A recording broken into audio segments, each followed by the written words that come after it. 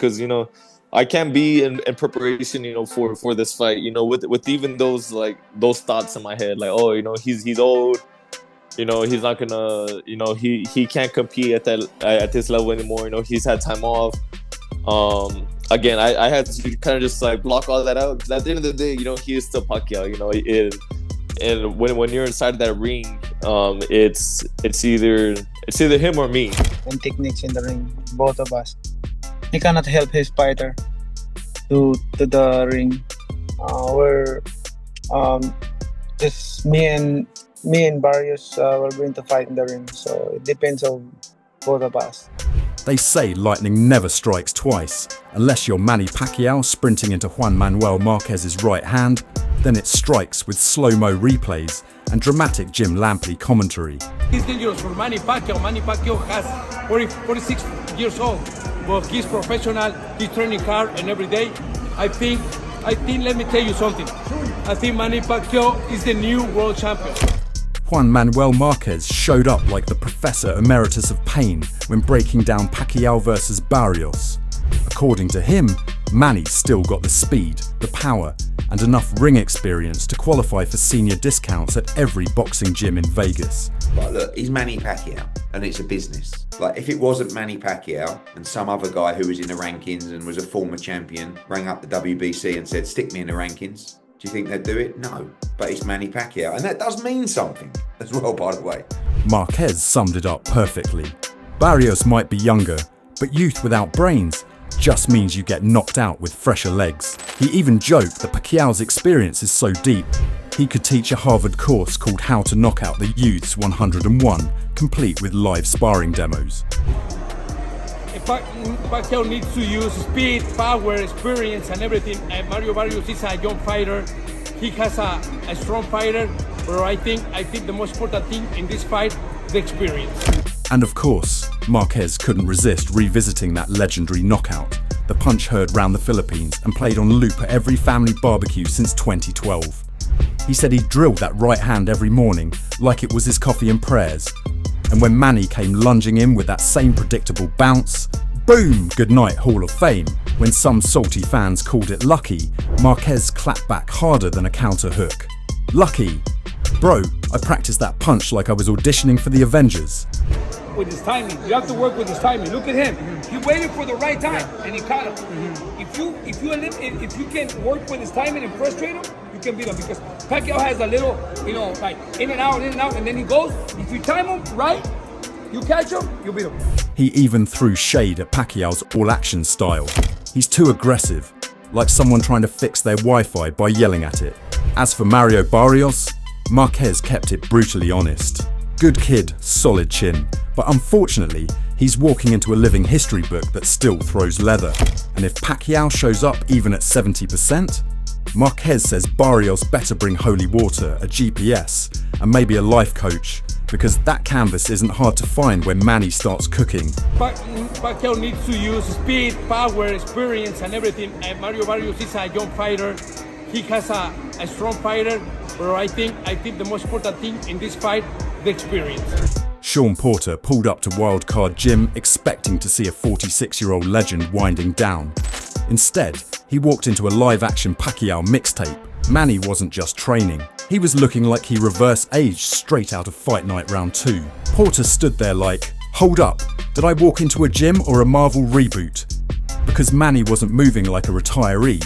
He was throwing combos like the rent was due, shadowboxing like the air insulted his mama, and blitzing the mitts like Father Time owed him money. Porter straight up said, Pacquiao still moves like he's prepping for a unification bout, not a surprise party with 47 candles and a back brace. He said he's not sure. That's what he said.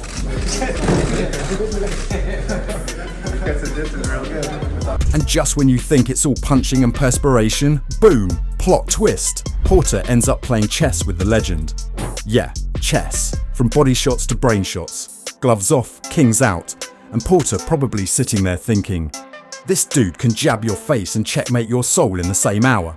That's the Pacquiao paradox. Part world champ, part Jedi monk. Train with him, and you better bring more than sparring gear. You'll need a chest clock, some Advil, and a therapist to process what just happened.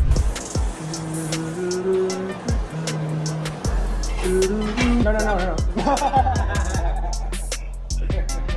Eddie Hearn basically said, if Father Time had a matchmaking license, he'd shut this fight down before ring walk. The Matchroom boss didn't hold back. He gave Manny all the flowers, a statue, maybe even a public holiday in the Philippines. But when it came to fighting for a world title at 46, Eddie drew the line like a judge who forgot his glasses but remembered his morals. You can't criticize Manny. He's a legend, a warrior, still faster than your Wi-Fi on airplane mode, Eddie said. But should he be in a title fight? Absolutely not. Then came the hook. If this were any other retired fighter, the WBC wouldn't even answer the call, let alone slap a top 5 ranking on their bingo card. He shouldn't be fighting for a world title. I think that you can't really ever criticise Manny Pacquiao. I mean, the guy's a legend, you know, and he's definitely got the right to do whatever he wants in the sport. Should he be fighting for a world title? Absolutely not. But because it's Manny, suddenly the rules of boxing start bending like they're auditioning for Cirque du Soleil. Sanctioned shenanigans. Eddie Straight called it. This isn't a merit-based decision, it's a business one. Pacquiao still sells more pay-per-views than most active champs, even if he's been out of the ring longer than some prospects have been potty trained. And when the WBC backpedaled and said the ranking was a mistake, Hearn laughed like, yeah, and I accidentally double-booked Wembley for a ping-pong tournament. Bottom line, Eddie respects Manny's legacy, but chasing another belt at 46, that's not just a risk, that's trying to out-sprint Father Time in Crocs. But look, he's Manny Pacquiao, and it's a business. Like, if it wasn't Manny Pacquiao and some other guy who was in the rankings and was a former champion rang up the WBC and said, stick me in the rankings, do you think they'd do it? No. But it's Manny Pacquiao, and that does mean something as well, by the way. While Eddie was busy throwing jabs at sanctioning bodies, Oscar De La Hoya came flying in with uppercuts of his own, this time aimed straight at Edgar Berlanga's ego.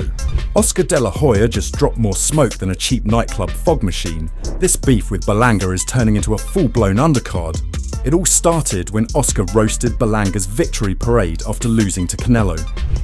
Oh, look, we've been having a beef back and forth because I criticized his so-called victory parade after he lost against Canelo.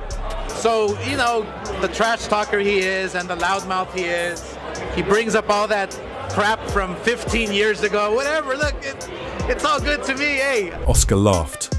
You don't throw a party after getting schooled unless it's a pity party with cupcakes, balloons and a DJ named Daniel.